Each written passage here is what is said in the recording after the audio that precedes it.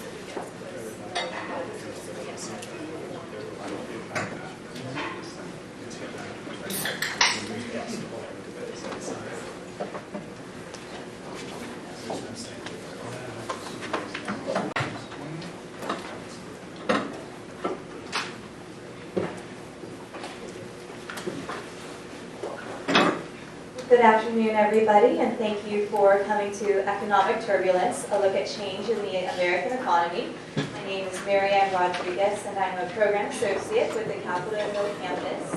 We're here several times a month to invite speakers to share their thoughts on economic ideas. I'd like to call your attention to upcoming programs that we'll be having. We will be hosting a panel discussion from the Mercatus Center on the continuing recovery process after Hurricane Katrina this Thursday in this very same room. And then we also have an economic update with Bruce Yandel coming up in the first week of June, as well as a course on oil and gas prices in the middle of June, so that you'll keep us in mind for those as well. But today we are joined by Dr. Julia Lane, who is Senior Vice President and the Director of the Economics, Labor, and Population Studies program at the University of Chicago's National Opinion Research Center. In her career, she has taught economics at American University and done extensive work with U.S. Census data and with data to assist in the study of U.S. labor markets, which was supported by the Sloan Foundation, and she'll be presenting on that today. She has also co-edited 4 books and worked with organizations such as the World Bank, the British Economic and Social Research Council, and the National Academy of Sciences and the National Science Foundation. Please welcome Dr. Julia Lane.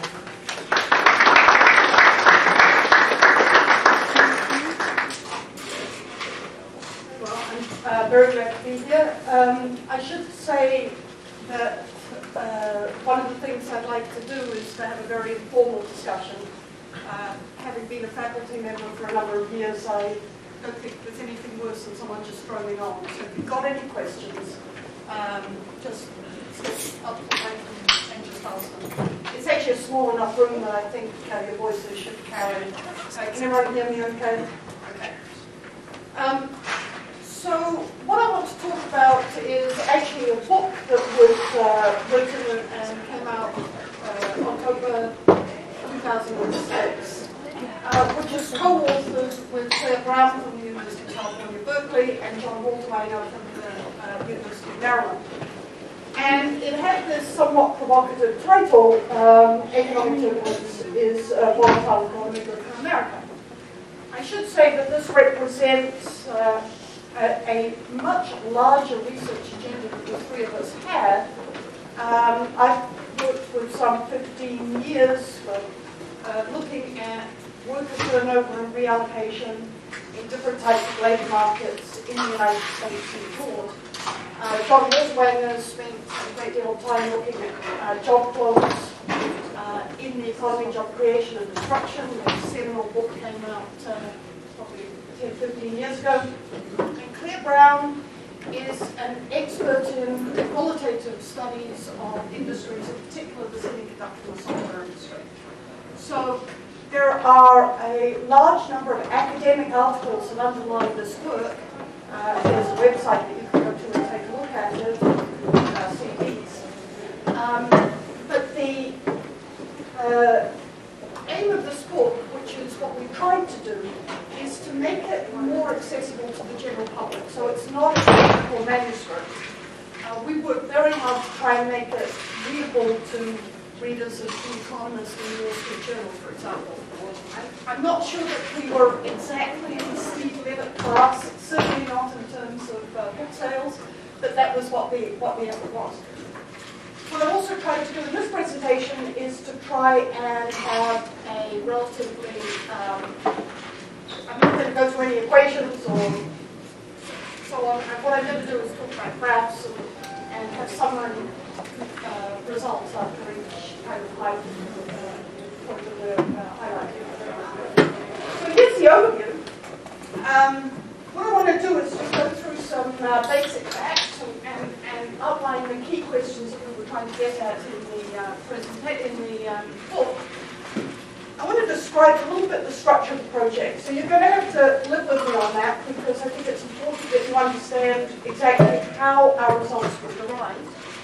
And then talk about the key findings and then, of course, policy implications.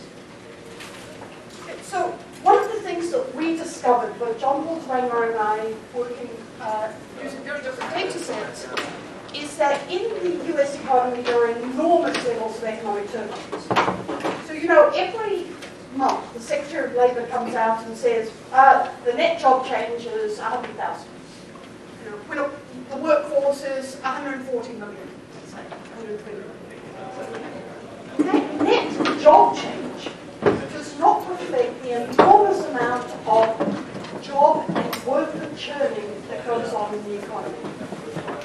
If you get a sense and take a look at the microdata, about which I'm going to talk about more soon, about 1 in 20 establishments, that's physical locations, either starts up or shuts down in a given quarter.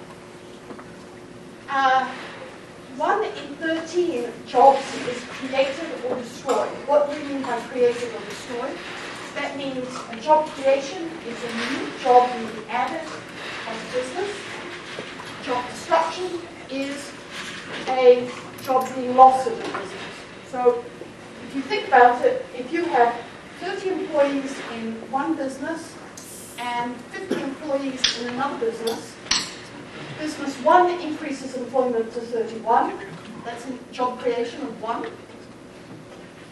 Business 2 goes from 50 to 49. That's job destruction of 1.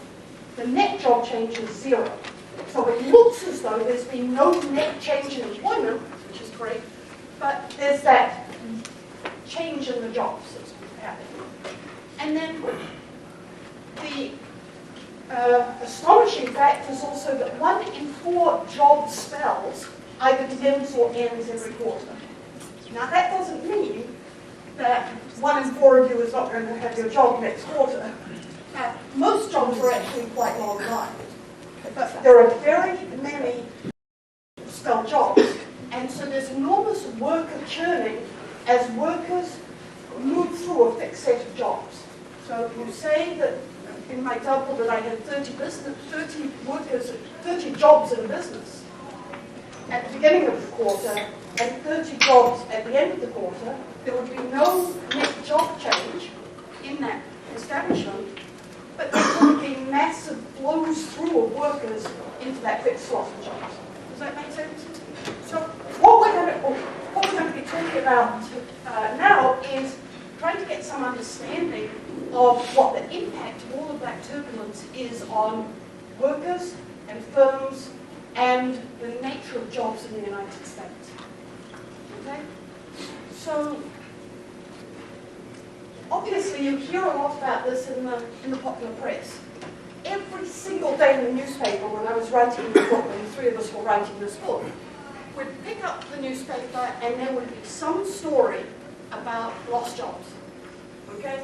And this is an example, New York Times, and there's always some, melodrama associated with it. Here's this guy, he's made middle class, who's 45 with a square, honest face and a barrel chest, but I'm not, my boat is sinking fast, right?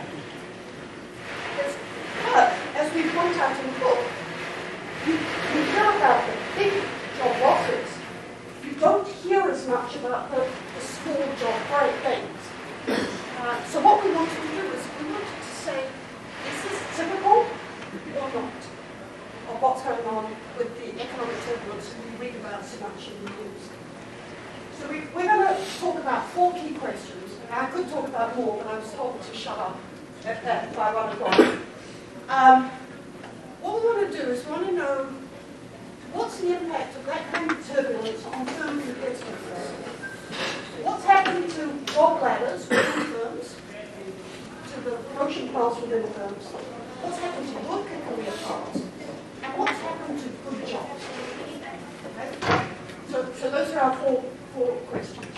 Because the natural reaction in terms of a policy point of view, when you see people losing jobs, and I'm a New Zealander originally, my dad's English and my mum's Swedish, so I come from countries where very much the reaction has been to try and protect jobs. We wanted to look at microdata to see what the impact of this kind of churning of job and worker reallocation actually was. So what's our basic approach? Now, we worked extensively with the Sloan Foundation. I worked with a lot of foundations, but the Sloan Foundation is the one that funded this book. And Claire Brown obviously spent a lot of time with these guys. They believe very strongly, and we came to believe, John Holtweiler and I came to believe, after looking at the data a great deal, that really looking at aggregate studies was pretty misleading, because there are such systematic differences on an industry-by-industry basis. And we ended up looking at 5 industries which are very, very different, but in many ways capture many of the characteristics of the US economy. The industries that we're going to look at are going to be software, which is kind of new knowledge economy, semiconductors, manufacturing. Both of those have been very much subject to foreign competition, obviously, globalization and technological change. We looked at financial services. Financial services has elements of a new economy and also the old economy with call centers and high-wage and low-wage jobs. And then 2 low-wage industries, trucking, which has had enormous deregulation with NAFTA, as has financial services, and retail food. And all I need to do is to tell you that in the early 1990s, the major retail food business was Kroger. And can anyone tell me who it is now? Or not? So you can see the huge change in the competitive structure of that market. And what we wanted to do is we had massive data sets, about which I'm going to describe more later, universe data on all the firms and all the workers within those firms. And we wanted to combine those with the Sloan industry study researchers who have spent their careers understanding those 5 particular industries. And so we had the tape spinners, that's John, Holtweiler, and me, and these 5 industry studies. And we're going to take the LEHD program, about which I'll discuss more later, actually covers 48 states. But as you can imagine, having universe data on all the firms and all the workers every quarter for 15 years just gets unmanageable. We chose 6 states, partly guided by where we were in the program, but there's 6 of the biggest states, like California, Texas, Illinois, Florida, Pennsylvania, North Carolina, all the states that we're using. So, actually it's up to 48 states now. But, so the underlying data sets are unemployment insurance wage record data. Every quarter, every firm in the public sector files with their state the information about the worker in each firm and the earnings. Okay? That can be linked longitudinally over time, so you can see how workers flow through particular firms. You can see how firms expand and contract. And we have detailed geography, and we match the demographic information. I can give you more detail if you're interested, but I want you to be aware that this is based on university firms and workers. Obviously, there are huge confidentiality protections. If I re-identify any firm or any worker, I go to jail. So we take it as taken very seriously at the Census Bureau. So, having put those data issues aside, and as I said, I'm happy to talk at mind-numbing length if anyone wants me to. Let's move on to the actual substance. So I started off by talking about how much turbulence is there, and I'm going to start off with showing you a picture of how much net employment change there is in financial services. And I'm not going to show you too many of those, but this is the percentage down here. This is the percentage amount of turnover or net employment change or job change in this particular industry. And what I'm going to show you is up here, we have females, and up here, down here we have males. We can break it out by age categories, 25 to 34 year, 25 to 34 and 45 to 54 and more. Obviously we have much greater categories, but I'm just highlighting. So there are three things I want you to notice about this. First of all, this bar reflects net employment change for this group. That's, if you want to look at how much employment had changed in this industry for males 25 to 34 years old, you'd see a 60% increase. If you wanted to look at job turnover, that is the average amount of job creation and job destruction, it's much greater. And then the amount of workers flowing through, 6%, and then here it's 8%. And if you want to look at the workers flowing through, it's 12%. So worker turnover in each one of these is massively higher than the amount of net employment change. That's number one. The second thing is the differences by age. So in general, turnover is higher for younger workers than for older workers. And then what you're going to see is the differences by sex. So here's another industry.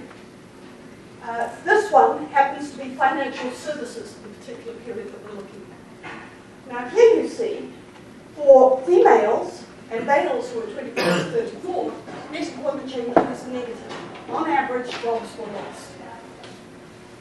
But if you take a look at males 45 to 54 years old, jobs were created. There was a, net job increase, I'm sorry. When you take a look at worker flows, that is the average of job creation and destruction, you see that about 6% of the workforce was reallocated from one firm to another firm. And when you take a look at worker flows, about 12% of workers were reshuffled within a business. So that again makes the point that looking at the net changes doesn't tell you much of a story. That there's huge reallocation of jobs from one firm to another firm, that's the second part, and there's reshuffling of workers within jobs within given firms. That's the worker term. Does that make sense? And it varies by age and it varies by sex. Okay? So the summary line just basically makes those points. So I'll have a summary of all these graphs each time I go through them. There's dramatic differences and then the relationship between jobs and work. So it's pretty clear that the aggregate statistics that are put out every month they're an important statistic, but they're insufficient to really convey all of the turbulence that's occurring in the economy. So one of the things that we'd like to look at is this a healthy process? In the sense of, how does this affect the likelihood that firms survive? So in standard microeconomic theory, what you think about is workers, a firm trying to choose the optimal amount of inputs. And that what firms need to be able to do is to choose the right amount of capital, the right amount of labor, the right amount of energy, the right amount of materials. But you could, as I always used to say when I taught labor economics, workers are not like fish. Okay? In other words, there can be a very strong negative impact on firms as a result of too much turnover. Clearly, workers need to be able to reallocate their resources. But workers are human beings, and there's a great deal of organizational literature that says if you have too much turnover, either it's a signal of bad management, or there can be negative side effects. And in a number of studies, there's been a lot of evidence that suggests that high turnover firms are less likely to survive. Okay? So you've got arguments on both sides. You've got lots of literature on both sides. What you really want to do is you want to look at the data and see what is the impact of high turnover on worker survival, on firm survival.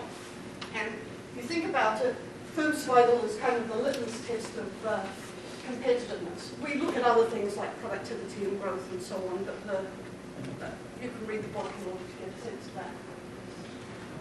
So what we wanted to do was to look at it in these different industries and say, what's the impact of high turnover on the probability of a firm exiting? And so we spent a lot of time calibrating the analysis in mind-numbing detail again. And what we wanted to do was we wanted to say, as you increase the turnover rate, what happens to the likelihood of firms exiting? So this is the baseline, and this is what affects firm exit. So I'm going to do the bottom line first. This is, suppose I increase the amount of human capital, the quality of the workforce. What does that do to the likelihood of firm exit?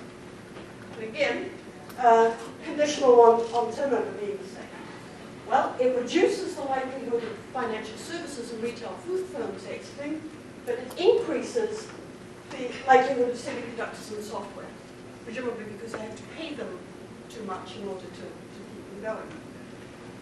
However, in every single case, if you increase the turnover rate too high in these industries, over and above the equilibrium level, it clearly has somewhat of a negative impact on firm exit.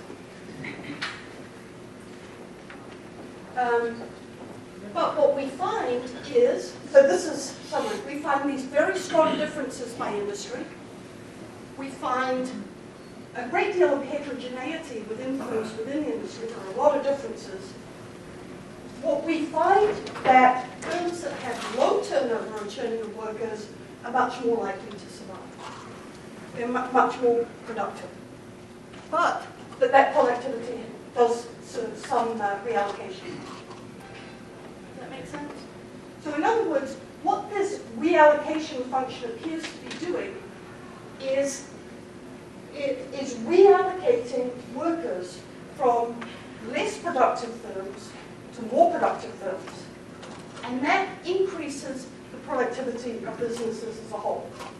The churning, high churning, which is workers flowing through firms at very high rates, tends to reduce competitiveness. Okay? But we found systematic differences by industry. In retail food, it doesn't seem to matter nearly as much as it does in the software industry. And interestingly, in the trucking industry, high productivity workers seem to be very good.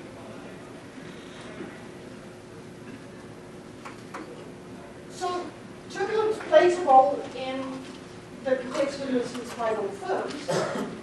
What does it do to job ladders? So there are two separate areas in which we're interested in the impact on workers.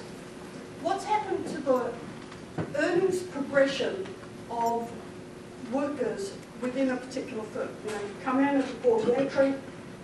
What happens to your initial earnings? What are your initial earnings? And what happens to your job ladders within that firm? That's one question. The second is as you change jobs, does that have a positive or a negative impact on your earnings growth? That's the career ladders question. So let me give you an example. When you come in and get a job, is it going to be IBM where you can work for 30 years and you move up? Or is it going to be a situation where you get hired in, they treat you not particularly well for 2 or 3 years, and then you're out the door, right?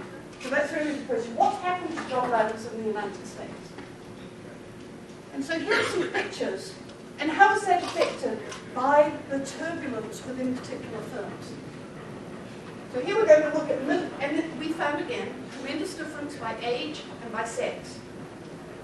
So what we're going to do is we're going to look at middle-aged workers in the semiconductor industry. And we're going to look at what happens to males who have high education and who have low education. And we're going to look at the type of firm with which they get a job. Now, why do we break it out by type of firm? Well, we're interested in how the turbulence in a particular firm, whether it's expanding or contracting, or whether the worker turnover is high or low, affects the career paths of individuals. So this is one of the first times where we've been able to separate out the impact of a firm on what happens to the worker. Why does that matter for policy reasons? Well, if you think about the traditional interventions that are made, we spend lots of time trying to change the characteristics of individual workers. We say, oh, if we just gave them more training, or if we gave them more education, then they would get a good job. We don't spend a whole lot of time thinking about what are the characteristics of the employers, what are the characteristics of the demand side of the labor market rather than the supply side. We also tend to think about jobs in terms of where do they start out. We don't spend any time at all, around when it comes around to the data to look at them, in being able to look at earnings progression within a firm. Is it a good job that retains workers? And what's the role of the firm characteristics in being able to do that? So, lots of information on this, but I just wanted to highlight some examples. This is the semiconductor industry.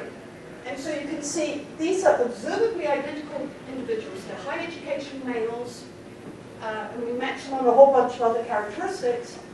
And you can see if you get into a large, growing, low turnover firm, this is where you end up at the end of 10 years. If you're exactly the same set of characteristics, you start off lower and end up higher. So your career trajectory is substantially better. If you're less educated and get stuck in a large, shrinking, low turnover firm, that's your career path, job ladder, I'm sorry. But if you're put into a large, growing, low turnover firm, so the only difference between these two guys, they're both low education, this guy's in a low turnover firm, this is in a high turnover firm, they do better. So it's trying to get at the notion that the individual firm makes a difference. This is middle-aged males in financial services to get a sense of the differences across industries. Okay, so this is the same demographic group. We're now going to pop them into financial services. Obviously, there's selection differences, but you get a real sense of how the trajectories are going to be different. This is a large, growing high turnover. They're the ones who are doing the best.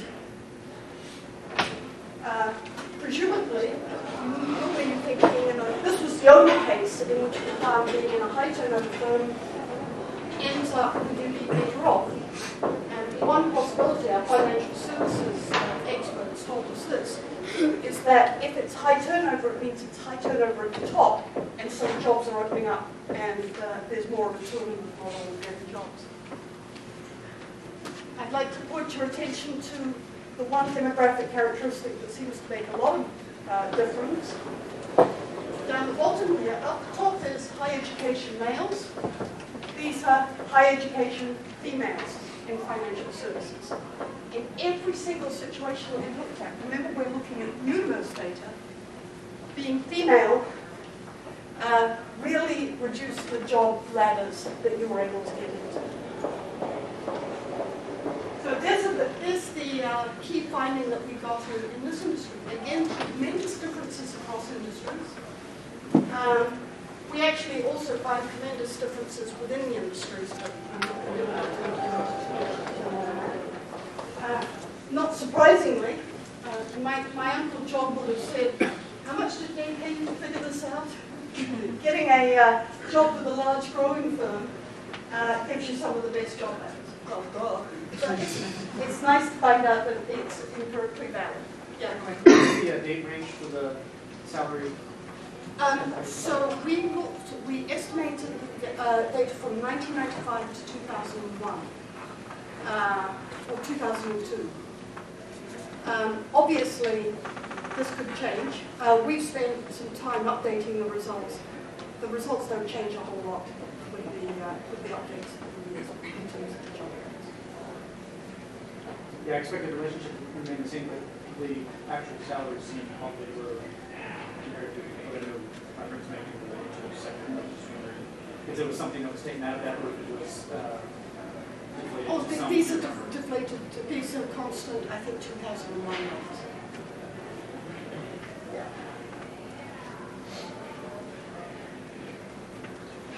So what about career paths? So what we wanted to do was we then wanted to describe how people moved from job to job and how that was affected by the type of firm that you got in. So there's a lot of literature that suggests that if you get into a high turnover firm, and this is particularly important in the wage rate market, if you get trapped in a high turnover firm, there's a scarring effect and you always get churned through low wage jobs. There's another set of stories that says what workers do is they start off, and particularly people in their 20s through their 30s, a very important way in which you advance in the labour market is to keep changing jobs. So it's kind of like shopping, right? You can go shopping for jobs and you keep shopping until you find a good match. So which of those two is true? Is it best just to get a job and stick with it? Or is it best to churn through the labour market until you find a good match? And that would also, the secondary story would also be a story that was associated with the reallocation aspect of the labour market. So we took a look at, and again over a 10-year period, we took a look at the actual career paths of everyone in these labour markets. So these are literally millions of career paths. And it turned out, depending on the initial industry that you landed in, there were three types of workers. Amazingly, the most common career path is what we call the loyalists, people who got a job and stuck with it for 10 years.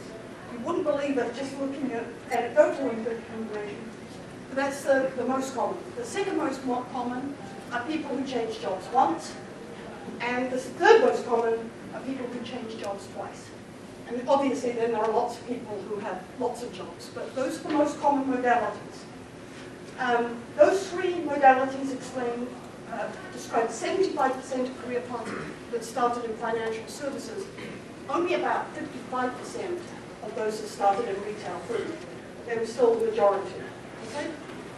So if you start off and you're a highly educated male in the financial services industry,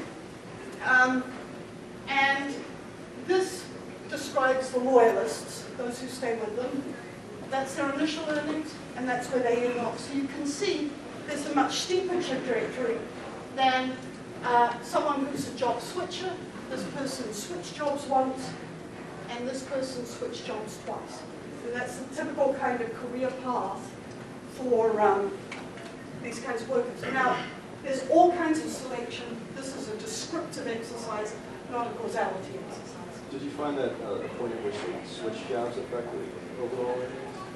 We didn't go into the timing, again, because we were trying to cram an enormous amount into this book. But yeah, timing matters. There's some very famous work by Turbulent, which is that early switches are much more valuable for young people than later switches. I suspect you have a personal interest in finding that out. And this is females. So this is medium-educated, younger medium-educated females in the financial services industry. And you'll see this come up over and over again. So one could make a selection story, although after looking at these, I think we looked at 380, we cut it by age, segment, industry. We ended up with 380 possible sets of data points. And the women were at the bottom on each one, yes. Were you able to, I'm sorry, I was thinking about the previous graph, were you able to distinguish between those who left because they got fired and those who willingly decided to change jobs? That's a fabulous question. So, the answer is no, which is why I was saying there were selection issues. The other answer is, I would argue that it's absolutely impossible to distinguish. And I'm going to make one theoretical and one empirical reason, because I think this is a really useful thing, because I always get asked this question. Presumably because there are lots of brilliant people who think it's the same thing. The theoretical reason is I don't think there is a conceptual difference between a quit and a layoff.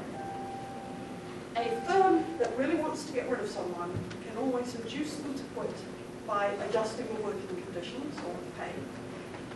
And a worker that wants to separate can always induce the boss to fire them, right?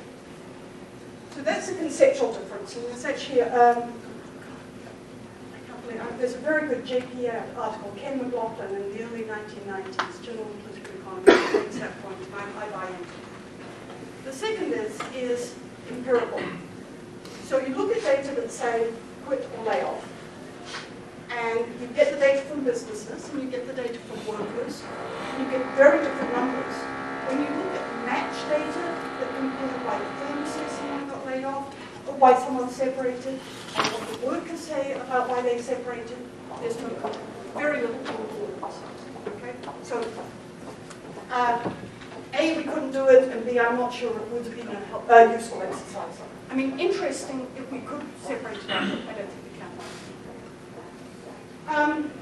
So anyway, those are the findings, is that, yes, so we found that turbulence affected firm survival, we found it affected job ladders, and yes, we find it substantially affects career paths, although obviously the selection issue is a major issue. So we also find that those career paths, not surprisingly, are very different across industries. I wasn't convinced that an industry, I'm a labour economist, you tend to think that I was looked at as, I want to describe the labour market. I became very convinced after doing this work with Claire and other sort of industry sector experts, that an industry by industry analysis is what needs to be done, looking at aggregate data, insufficient, even when you're looking at micro data. So now, the last question, what's happened to good jobs? And so this is obviously something that comes up again over and over again. What's happened to the earnings distribution per se? Now there are multiple ways of answering this. We chose a very specific way. Recall we were interested in the effect of economic turbulence on good jobs. We weren't interested in the broader picture. So what we wanted to do was we wanted to say, within these 5 industries, which have been characterized by globalization, technological change, and deregulation, within those industries, what's happened to the earnings distribution? Okay? See, globalization, technological change, and deregulation are very difficult to measure as a number, but we can at least describe what's happened in these industries that are being so profitable. So, oh dear, you can't really see this. The main point is that in each of these industries, there are more jobs than there were at the end of the 10-year period we were looking at than at the beginning. And in the industry that has been the most subject to globalization, software, there are 130% more jobs than there were 10 years before. And even in the lowest growth industry, trucking with NAFTA, there's 4% more jobs. Now that's not a lot, right, in a 10-year period, but it's still more jobs than there were. And in every case, the earnings distribution had shifted up. Whether you were looking at the bottom quartile, the median, or the top, the entire earnings distribution had shifted up. And although consistent with other data, many of those jobs were more high-wage jobs. So it was the top end of the distribution that had been attenuated rather than the bottom end. But here's where we get to the really neat stuff. Because remember, we're looking at the earnings distribution in 1992, is that me? Or, and comparing it with 2003. From 1993 to 2003. So we can, so the key thing to note, to remember, is that the firms and the workers that are represented in those earnings distributions are very different. Okay? So what we want to do is, what's the reason for this? Did the earnings distribution change because the workers are different? Because the workers are more skilled? Because there are different firms? And if so, what are the characteristics of those firms? Have good firms replace bad firms, or bad firms replace good firms? Or has there been a different sorting of workers and firms? So let me give you just that last one people have difficulty with. So if you think about household income as an analogy, one reason why household income has changed substantially in the United States and in many other countries is that high-wage females tend to marry high-wage males. And so the top end of the house, because there's what we call positive associated matching, which is, I think, self-explanatory if you've got an econ PhD, that people tend to sort to other people with the incomes. That tends to attenuate the income distribution. So that's the same thing. And we do actually find that to some extent high-wage workers are increasingly sorting into high-wage firms that pay a premium. Okay? So we can look at that by industry. And this looks at high-wage, this is low-wage jobs. So in each industry, so here's 0. In each industry, there are fewer low-wage jobs. That's consistent with the entire distribution moving up. So what are the reasons for that? So we're going to decompose that. The characteristics of the workers are the same. It's different workers. There's huge change in who the workers are, but the baseline characteristics of the workers haven't changed. They're by and large younger. That's the change in skill. We measure skill as experience. They're by and large younger. Part of the reason for the decrease in low-income jobs is the firms, the net effect of firm entry is the firms that have replaced the firms that have gone out of business pay more, even at the low income. That's, you can see for every industry, it's replaced the low-wage jobs with someone that pays more. The changing match means that that's increased the number of low-wage jobs. So these have worked in opposition to each other. That more low-income workers have sorted to low-wage jobs. At the same time, that more firms, more high-wage firms have entered.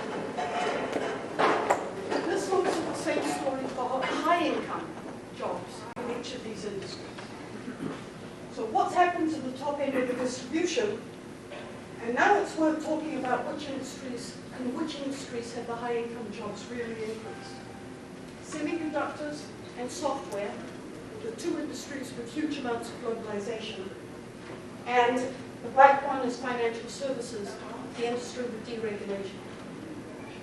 Although, to be clear, these are also industries where the mean wage is much higher than in the trucking and retail field.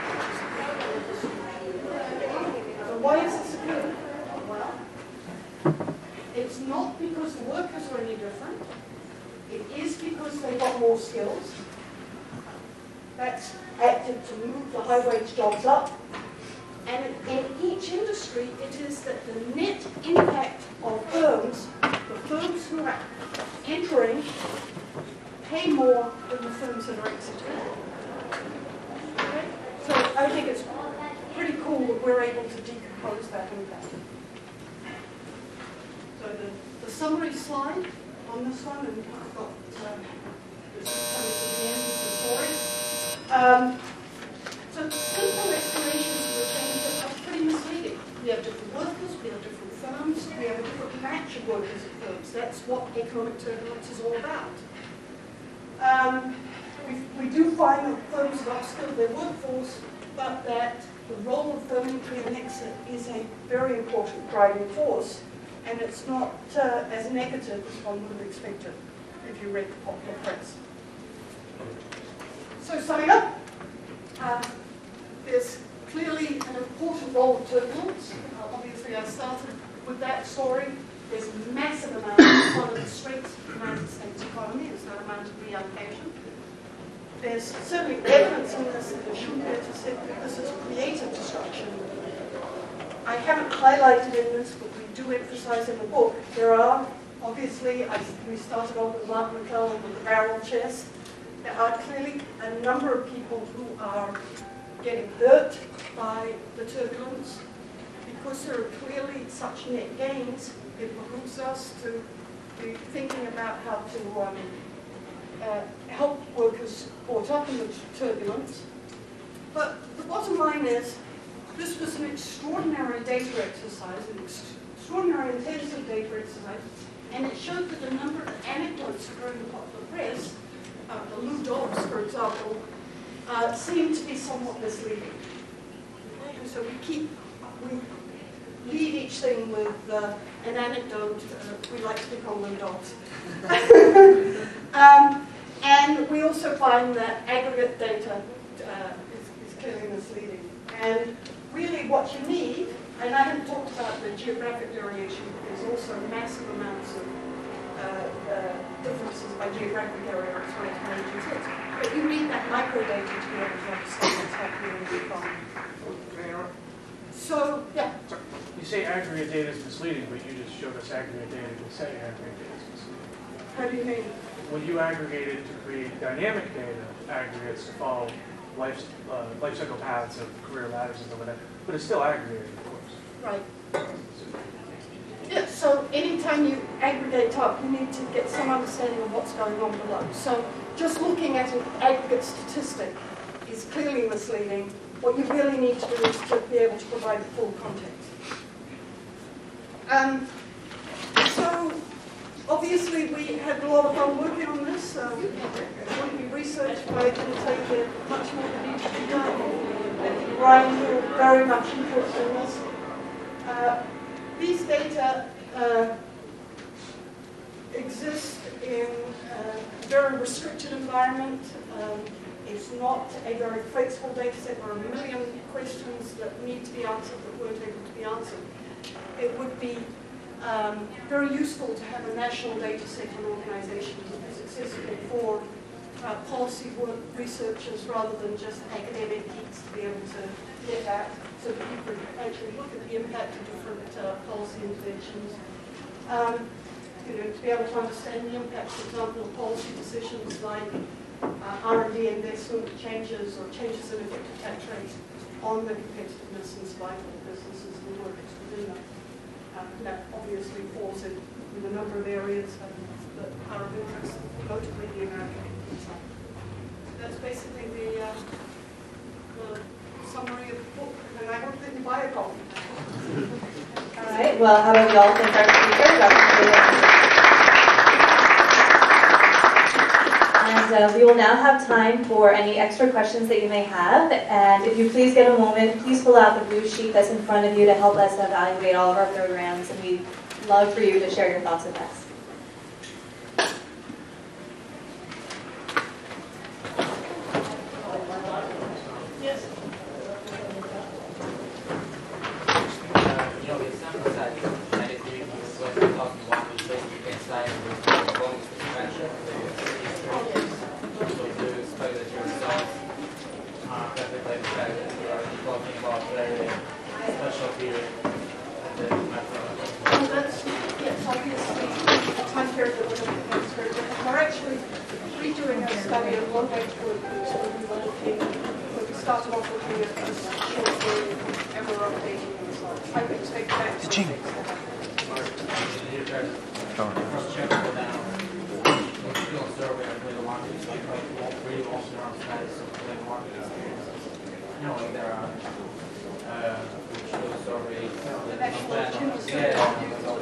The problem with those is they don't have firm level.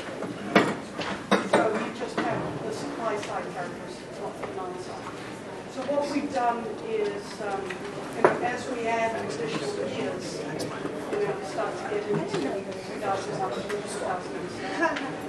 But it's unknowable. Having said that, one of the things with the US is even though you have national results, you have very different micro-economies. So, for example, right now, Michigan and Ohio have a very different environment. That's where I started to say that the geographic barriers should be substantial. But that's clearly an important issue. Yeah. Any sense on how turbulence compares to the United States versus other countries?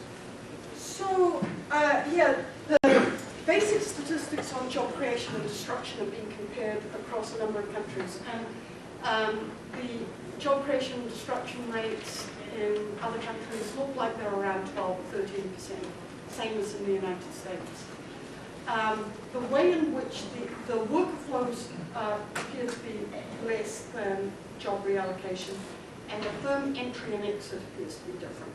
But the job reallocation is about the same across countries. Is there any sense that the United States level is optimal, or any way to determine, given the differentiation across industries and geographic areas and all that?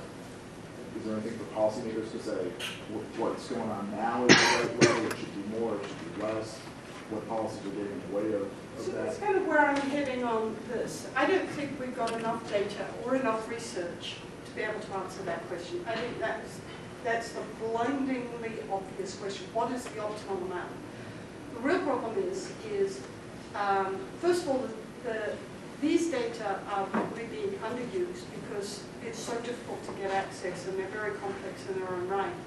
What you really need is a bunch of researchers asking those questions and poking and probing at it. We're at the very early stages of discovering the types of questions that these data can answer. I would hope that in 5 or 10 years, when we've had enough experience looking at the data, that we'll have a sense of what's the optimal amount. Certainly, the notion, because we found when you increase the churning rate in the individual firms that they're less likely to survive. That suggests that firms have found some kind of equilibrium amount of churning in their own. Kind of, it alludes to a policy prescription of keeping firms around a long time to help career ladders. Is that something that you would advocate Job for? ladders or career paths? Career paths. So job ladders are within a firm and career paths are across firms. So it certainly is consistent with the notion that big firms provide, with the exception of semiconductors. Long-lived. We didn't have anything there on the life of the firm. It was large, high turnover, Yes. and growing and shrinking. We didn't say the life of the firm. Right, but obviously if you kept the same job for a long time, you read it. That's true. But That just shows where you end up in terms of your next path. So we didn't do a systematic analysis of whether it's a young firm or an old firm.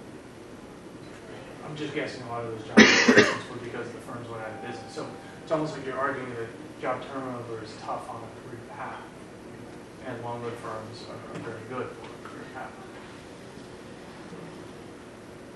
So a career path, you can move from firm to firm. Well, So do you mean a job ladder that's within the firm? Well, you want to create job ladders because it was very positive, right? Long job ladders. So, I forget what chart it was. Yeah, so I would be careful about saying you want to do anything. Like red. I'd rather be red than blue. I'd rather be red than white. I'd rather be this line than this line. These are the workers who stay with the firm a long period of time. Right, and of course, the firm had to be around a long time. If they don't stay around. Right. So if I'm a policy maker in a small town, I should want to not so much worry about starts and stops. You know, try to get people to start businesses. I should worry more about keeping the businesses I have around the line. Yes, I think that's a reasonable inference. In other words, you want your firms that tend to stay and that grow and expand Right. do better both for themselves and for the workers within those firms. That's correct. Although it's not clear which direction that causality works. We didn't do, all that we're presenting here is a set of facts. We're not really going the direction of causality. Because it's possible that because they've set up job ladders, they are more competitive and able to survive and expand. Right? So there's some evidence that firms like Wegmans or like Costco, we talk about this in the book, firms like Wegmans and Costco end up being more competitive and more able to expand than firms that treat their workers less well. So the direction of causality is unclear. That's where you need to play. But we're just setting up the fact.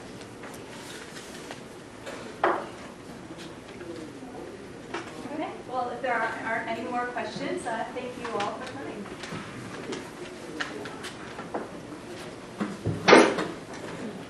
David Hyman dealing with the quality of healthcare. Thank you very much. There's a lot of work going on in trying to measure, both, outcomes measures and processes. To me, let me thank you for your kind attention. Monday is St. Patrick's Day. My father was born on St. Patrick's Day, and so I always celebrate it for his sake, and I hope you have a wonderful one. And be aware that while there's some hard areas and there are some very tough sections in our economy, we're talking about an economy that is still rather strong. So we have a lot to celebrate. Thanks for your kind attention.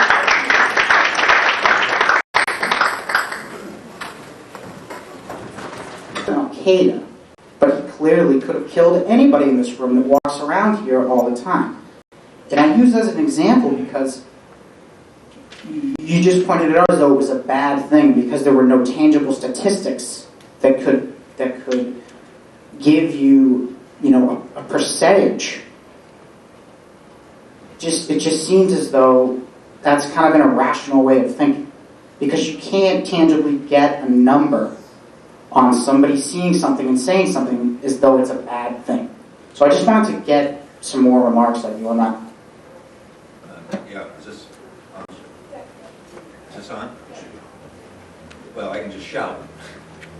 There's an article last Tuesday in the New York Times by John Tierney who referenced this. It was 1944 asked them, and it led to zero.